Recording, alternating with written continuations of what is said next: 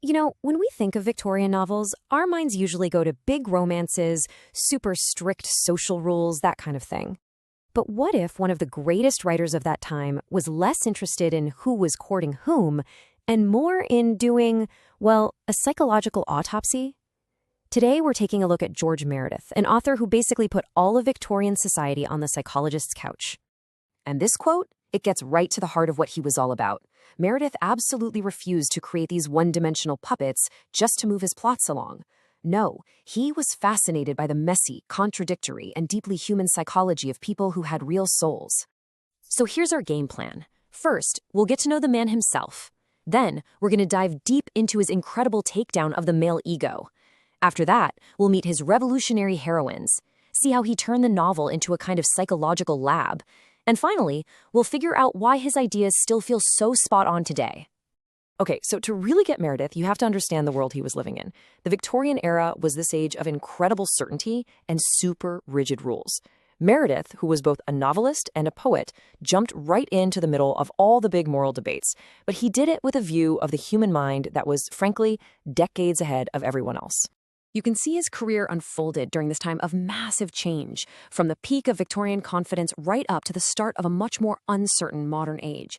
And through it all, his work kept coming back to one central idea, that huge battle between what society expects from you and what you truly desire for yourself. And his favorite weapon for exploring that tension? Oh, it was definitely his razor-sharp wit. And he aimed it squarely at one of the biggest and maybe most fragile targets of his time, the Victorian male ego. For Meredith, egoism wasn't just about being a little proud. It was a prison. It was this deep, narcissistic selfishness that Victorian society pretty much encouraged in its upper-class men, especially when it came to controlling the women in their lives. And his ultimate case study is the brilliantly named Sir Willoughby Pattern from The Egoist. I mean, this guy believes he is the absolute perfect man, and Meredith spends an entire novel, masterfully and hilariously, showing us exactly why he's anything but. And this is the central genius of the character. On the surface, Sir Willoughby seems like the model gentleman, a pillar of society who thinks he deserves to be adored by everyone.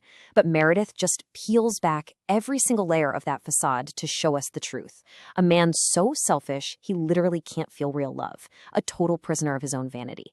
This isn't just about a flawed character. It's a huge critique of society itself. But Meredith wasn't just interested in criticizing flawed men. He also created some of literature's most amazing and independent women, heroines who fought back against the very world that was trying to keep them in a box. I mean, just try to imagine the world these women were living in. Legally, they were basically property. Socially, they were stuck in the home. If they were smart, their intelligence was often seen as a problem, not a gift. And they were judged by these impossible standards from every single direction. So the question is, how does a woman fight back against all that? How do you even begin to build your own identity when the whole world is telling you your only job is to basically have no self at all? Well, for starters, you meet characters like Diana Warwick. She is brilliant, she's witty, she is fiercely independent, and she gets caught up in this huge political scandal. The whole novel is about her fight to hold on to her integrity and her freedom in a world that just wants to judge and control her.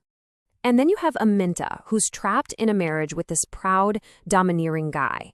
Her story is all about her awakening, her slow realization that she deserves her own personal and emotional happiness, even if getting it means breaking one of society's most sacred rules about a wife's loyalty.